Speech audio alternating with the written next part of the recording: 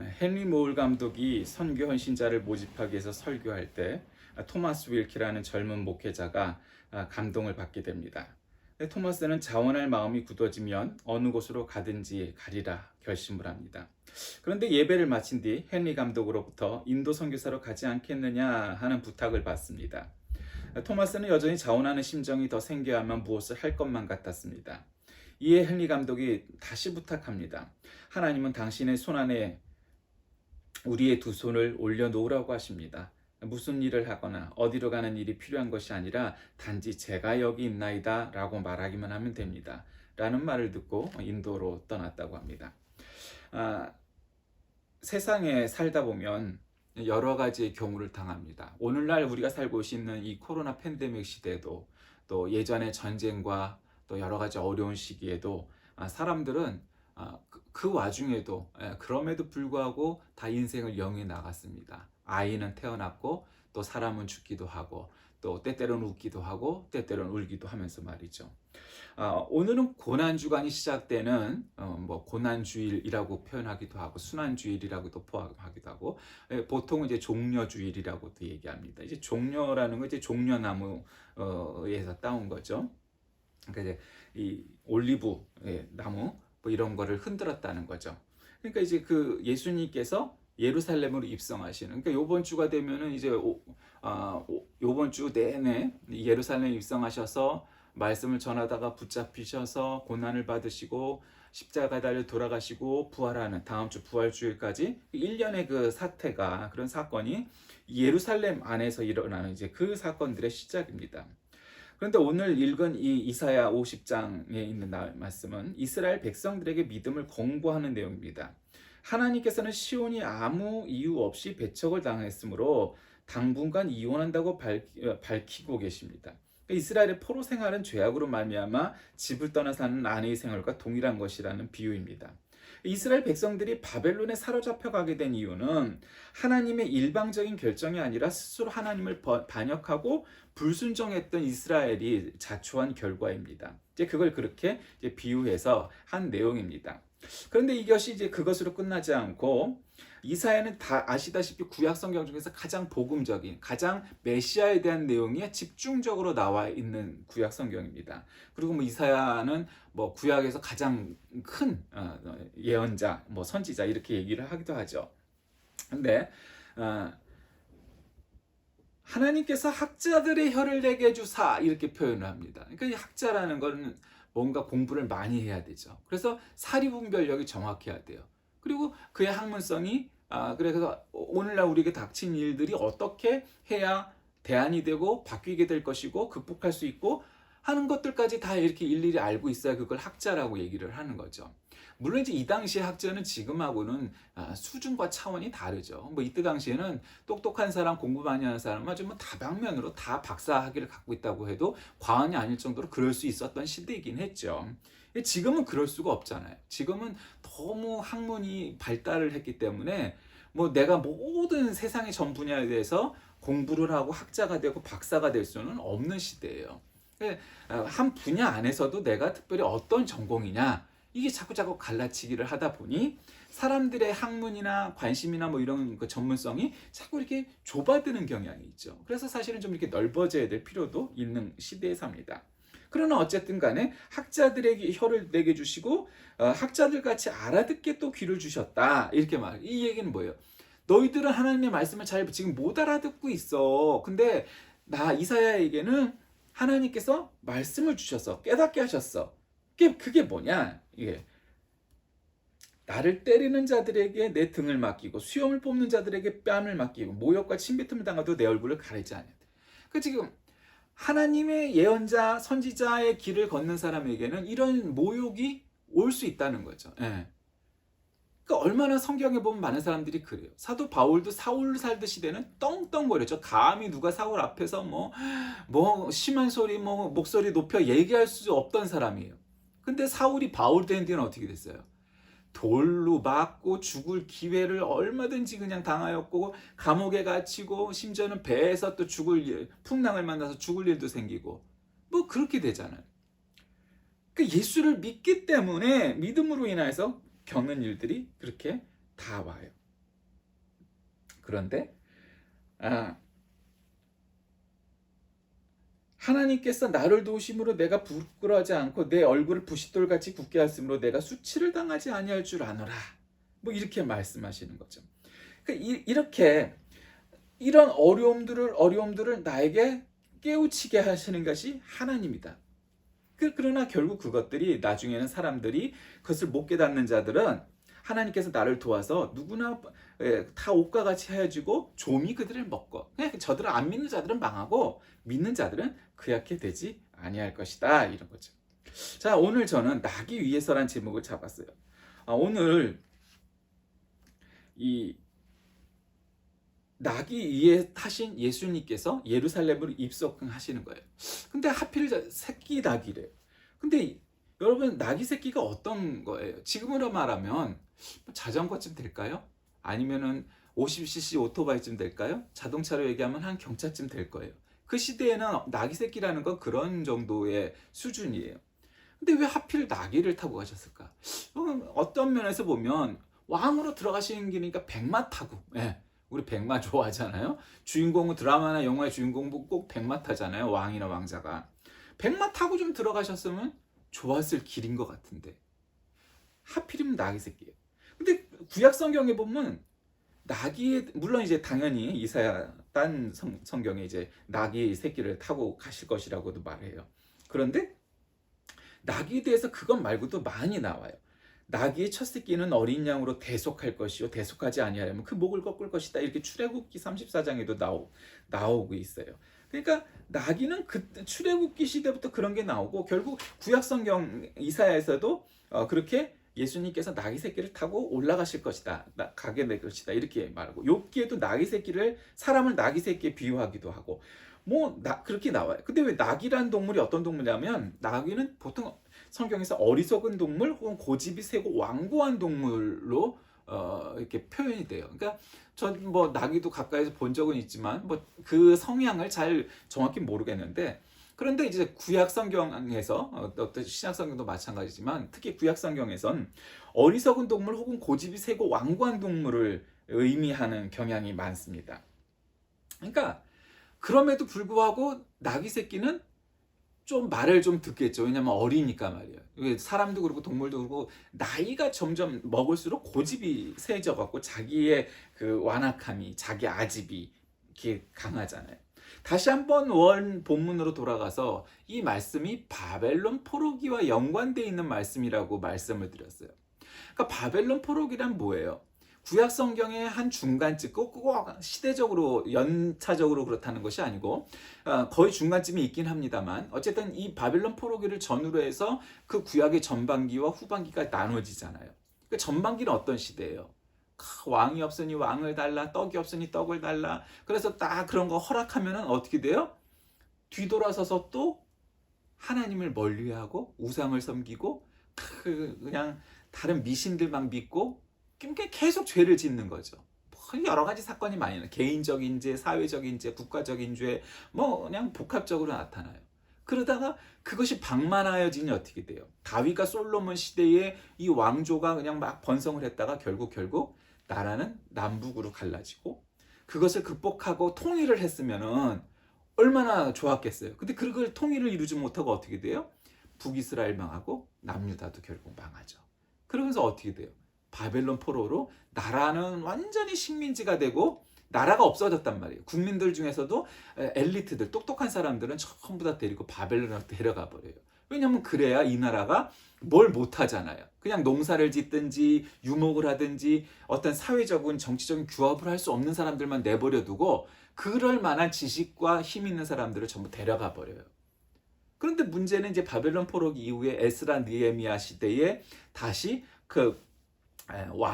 바벨론 왕의 허락을 받아서 일로 돌아오게 되죠. 그래서 예루살렘 성도 재건하고 성전도 재건하고 그러면서 이 사람들이 바벨론에 잡혀갔을 때 깨달은 바가 있어요. 그건 뭐냐? 여태까지는 성경을 기록한다든지 아주 이렇게 예배나 교육을 체계한다든지 이런 생각이 없었어요. 그런데 바벨론 포로를 당해보니까 이제 교육을 해야겠구나. 어린아이들한테, 젊은 아이들한테 교육을 시켜야겠다. 왜냐면 옛날에는 당연히 이 신앙적인 종교적인 분위기가 아무리 내가 믿음이 없어도 해야만 했어요. 성경도 토라도 달달달달달 외워야만 했고 그냥 뭐 그랬기 때문에 누가 더 종교적인지 누가 더 신앙적인지는 그냥 사람의 성향 차이지 안 믿는 건 있을 수가 없는 시대였단 말이죠. 그런데 가보니까 안 믿는 거에서 떠나서 이방신, 미신 뭐 이런 거를 뭐 믿는 사람들도 늘어나 버린 거예요. 그게 마치 세련된 것처럼 된 거죠. 왜냐하면 우리나라를 싸워서 이긴 그 나라의 종교니까 그 신이 더 힘이 있다고 여기는 거죠. 그러니까 그런 사람들이 늘어나는 거예요, 점점.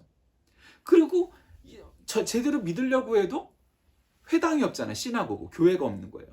그러니까 이 사람들이 장소에 관여하지 않고 어디서든지 모여갖고 예배를 드리기 시작을 하고 예배를 드리려다 보니까 교육을 시키려다 보니까 성경을 이제 막 기록하기 시작을 한 거죠. 토라. 예. 그다음 역사서를 또 기록하기 시작한 거죠. 그런 자각이 그때부터 생기기 시작을 하는 거예요.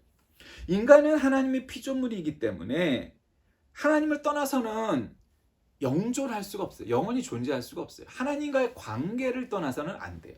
그 사람들의 가장 큰 착각은 바로 그런 거죠. 야, 나 하나님 없어도 잘 먹고 잘 살고 있거든? 그렇게 여기죠. 그런데 여러분, 그러한 자들의 마지막 모습이 어떤 걸까요, 도대체? 신앙 없이, 믿음 없이, 천국 간다는 확신 없이 죽어가는 자들. 그는 비참한 거예요. 그냥 흙으로 돌아가는 거예요. 무로 돌아가는 거예요. 그 불교에서 말하는 거랑 똑같아지는 거예요. 무, 공, 허무 이런 걸로 돌아가 버리는 거죠.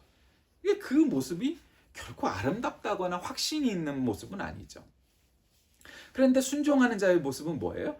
하나님의 능력을 받게 되는 거죠. 의롭다 여김, 의인, 의롭다고 인정을 받는 거죠. 그렇게 해서 어려움이 생겨도 그것을 믿음으로 승리할 수 있게 되는 거죠. 근데 아까 말씀드렸지만 나기 위해서 예수님은 나의 길을 여시고 그 말씀을 듣게 하시는 분이었어요. 그 낙이라는 건 굉장히 소박한 거죠. 지금으로 말하면 아까도 말씀드렸지만 한 50cc 오토바이나 혹은 경차쯤 되는 그것도 낡은 그런 수준의 아주 최하의 교통수단이 그때였던 거예요. 근데 구약 성경은 하필 아니 메시아가 좀 천군 천사를 갖다가 거느리고 백마를 타고 나팔을 불면서 개선장군처럼 예루살렘에 들어가실 것이라고 제자들은 그렇게 추측을 했을 거예요. 많은 사람들이. 아니 세상의 왕인데 이스라엘의 왕, 세상의 왕인 예수님이 오셨고 예수님이 진짜라는 것, 찐이라는 건 이미 3년을 살아봐서 알아요. 죽은 자도 살리셨는데 뭐 그까지 왕, 그까지 로마 제국쯤이야 한순간에 하실 줄 알았어요. 근데 그게 아니었어요. 그건 사람들의 착각이었어요. 하나님께서, 예수님께서 이 땅에 오신 것은 그런 정치적 해방이 주 목적이 아니었어요. 그러니까 우리가 너무 진보적으로 그런 정치적인 해방에 초점을 맞추다 보면 예수님의 생애와 사역은 어쩌면 반쪽짜리가 될 수 있을 거예요. 왜냐하면 정치적 해방을 못 이루셨잖아요. 그러니까 예수님은 그거를 목적하지 않으셨기 때문에 관계가 없는 거예요. 한마디로 말씀드리면. 예수님은 로마 제국군을 몰아내기 위해서 이 땅에 오신 분이 아니에요. 예수님은 나 한 사람 한 사람, 그러니까 각자가 다 한 사람이죠. 만인을 구원시키기 위해서 오신 분이었어요. 그러니까 세상 사람들이 천군 천사를 거느리고 백마를 타고 예루살렘에 입성해서 로마 제국군을 물리쳐서 전투해서 몰아내시고 이스라엘을 해방케 하시고 그래서 온 세상이 그냥 이스라엘 나라만 한 나라만 존재하게끔 하고 그럴 줄 알았던 거예요. 그들의 로드맵, 그들의 머릿속에는 그거를 기리고 있었던 거예요. 그렇다면 백마 위에서 계셔야 될 분이었어요. 그런데 이들은 이미 그 시대에 성경이 기록되어 있는, 아까도 말씀드렸지만 바벨론 포로기 이후에 성경이 기록되어 있었잖아요. 근데 구약 성경에서 메시아는 나귀 새끼를 타고 오신다고 말씀을 이미 했거든요. 언약이 돼 있어요. 예언이 돼 있어요. 그러면 당연히 나귀 새끼를 타고 오실 분이 메시아라는 것을 이들은 알았어야 돼요. 근데 물론 이제 대부분 예수님의 제자들이 이렇게 배움이 깊은 사람들은 아니었죠. 그래도 주워 들은 게 있고 평생을 갖다가 유대교인으로 살았는데 그는 잘 모르고 뭔가 백마를 타고 들어와야만 할 것 같은 그런 착각에 빠진 거예요. 여러분, 이게 사람입니다. 알았든 몰랐든 관계없이 이 변화된 시기에 백마를 타고 오실 것 같아, 저분은. 근데 이미 예언조차가 그렇게 안 돼 있다니까? 나귀 새끼를 타고 오셔야만 해요, 메시아는. 그런데 그 말을 알아도 모르는 척하고 싶은 거야, 사람이. 지가 아는데도 모른 척하고 싶은 거예요. 다 알아. 왜 그럴까요? 인간의 죄악, 인간의 욕망. 그는 신앙적 거룩한 부담감 이따위하고는 전혀 관계가 없는 거죠. 메시아는 나귀 새끼를 타고 오게 돼 있다니까. 이미 예언이 돼 있고 대부분의 유대교인들은 그걸 알고 있어. 근데 그 사실을 긍정적으로 보면서 그래도 예수님을 믿으려고 했던 자들도 그 사실을 잘 못 깨달았고, 바리새인과 사두개인들과 또 그를 따르는 유대교를 지키고자 했던 사람들은 나귀 새끼를 타고 예수님을 보고도 안 믿은 거야. 이게 얼마나 뉴스거리가 됐겠어요. 야, 예수님이 백마를 타고 오셨대 해도 뉴스였겠지만, 예수님이 그 초라한 나귀 새끼를 타고 예루살렘에 입성하셨대. 그것도 뉴스거리 아니었겠어요, 그 당시에? 그러니까 바리새인들도 사두개인들도 다 사람을 붙여서 예수님이 뭐 하나 감시를 했단 말이야. 그러니까 예수님이 나귀 새끼를 타고 입성하시는 것을 알았단 말이에요, 그들도. 아, 그러면 거기서 어떤 사람이 나왔을까요? 어떤 사람은 야, 예수님이 진짜 메시아구나, 그 사실 때문에 확신하는 사람도 나왔을 거라고. 왜냐면 성경에 그렇게 기록되어 있으니까. 나귀 새끼를 타고 입성하실 것을. 그런데 그 사실을 알았던 대다수의 바리새인들 혹은 사두개인들, 그런 기득권자들은 돌아왔다 이런 그런 기록이 특별히 없어요. 물론 전혀 없지는 않았겠죠.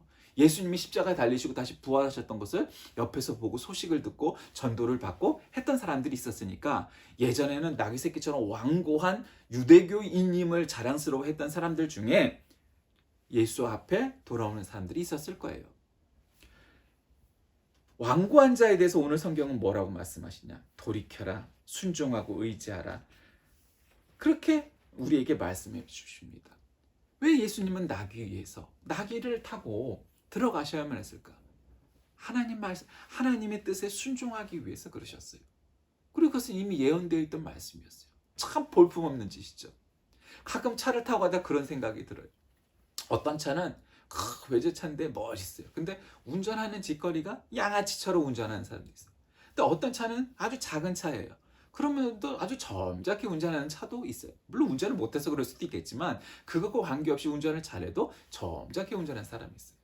어떤 시대에는 차의 사이즈 크기에 따라서 저 사람은 상류층인가 봐, 저 사람은 서민인가 봐, 이런 생각을 하던 때가 있었지만, 지금은 그것과 관계없는 시대가 됐어요. 서민이면서 양아치여도 얼마든지 외제차 타는 시대가 되었고, 그런 수준이 돼버렸어요. 차를 타면서도 저 사람은 참 점잖게 운전하는구나, 저 사람은 참 운전을 개떡같이 운전하는구나, 다 보면 뒤에서 알 수 있어요. 예. 그렇게 알 수 있었던 거죠. 근데 예수님은 하필이면 백마 타고 예루살렘에 들어가시질 않고 나귀 타고 나귀 위에서 가셨어요. 여러분 한번 나귀를 타고 가시는 예수님의 모습을 보세요. 뒤뚱뒤뚱 나귀 새끼가 어쩌면 힘에 버거웠을 수도 있지 않을까요? 물론 이렇게 TV에서 보면 어떤 나라, 그리스 같은 나라 있죠? 그러면 그 언덕을 나귀들이 이렇게 짐을 지고 가는데, 그때는 말보다도 나귀가 더 좋대요. 작으니까.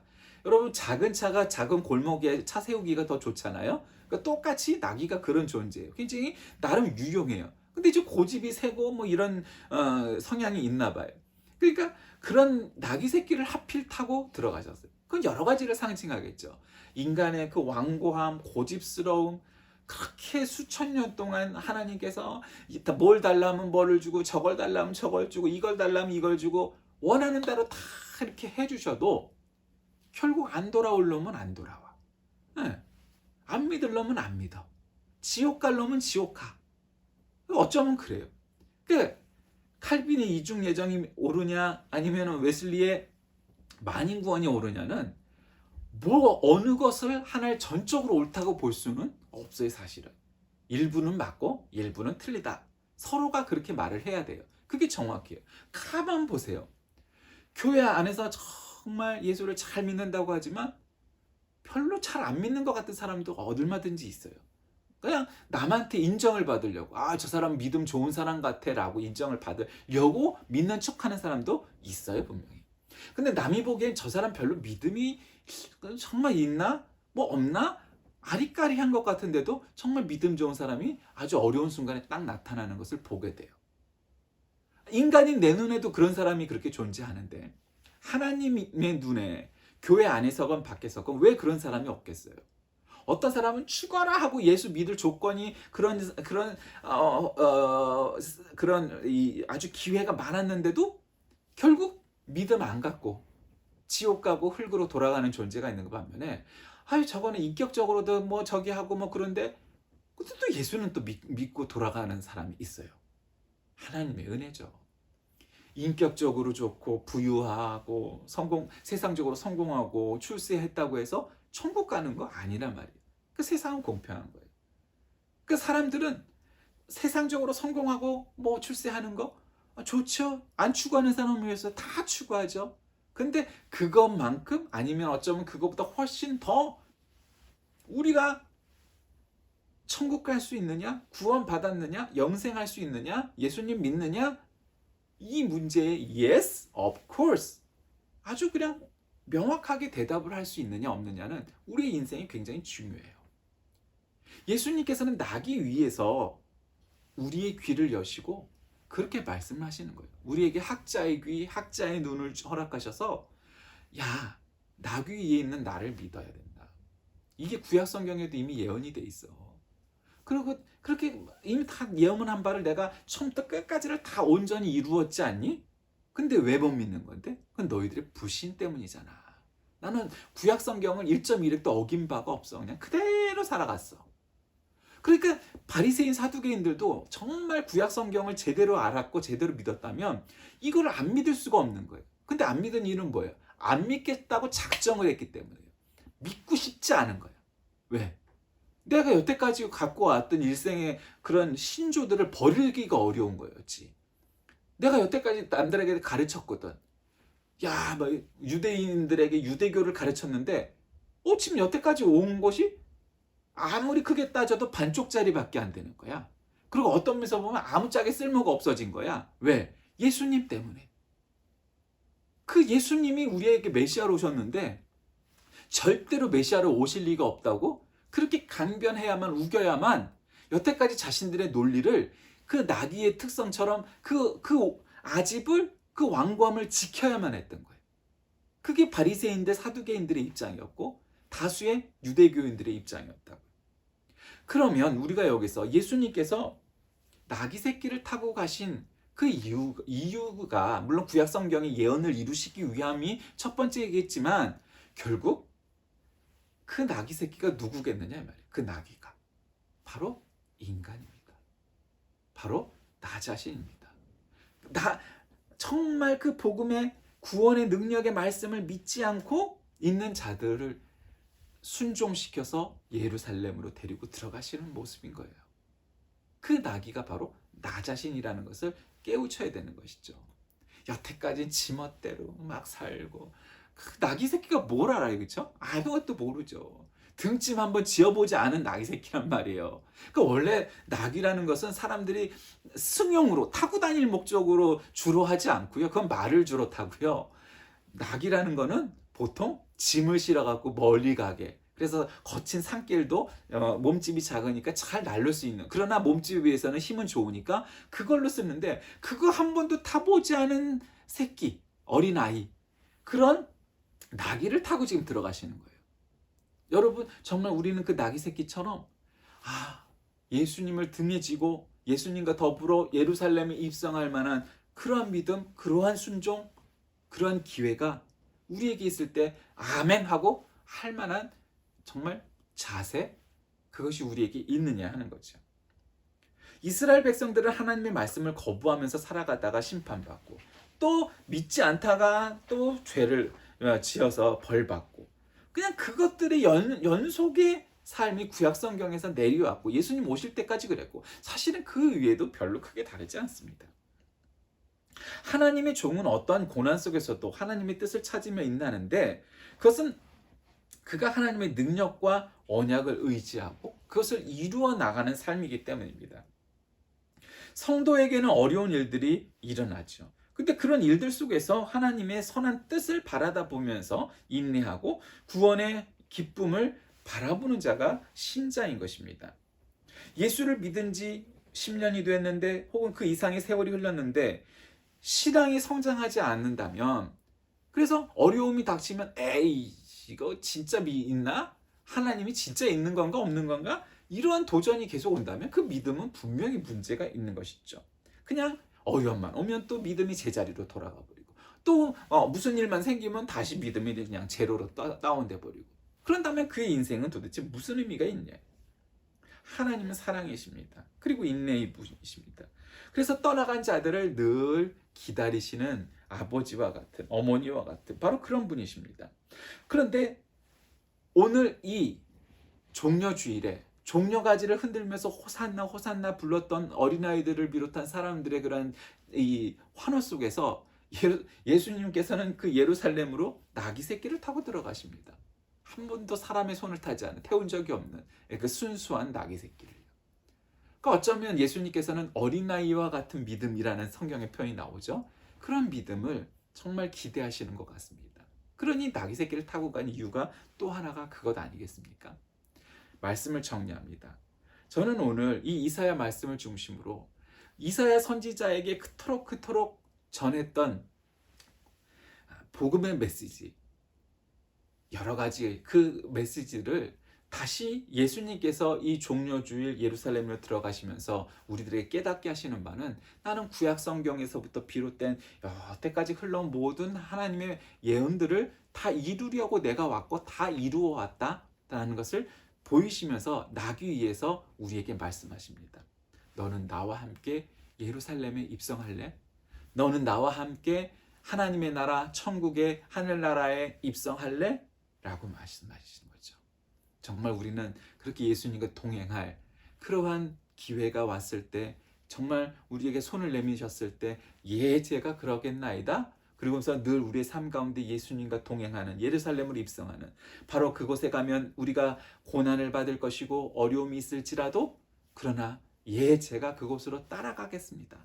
라고 예수님과 함께 동행할 그런 뜻이 우리에게 있는지 스스로 되새겨보는 이 한 주가 되시길 주의 이름으로 간절히 기도드립니다.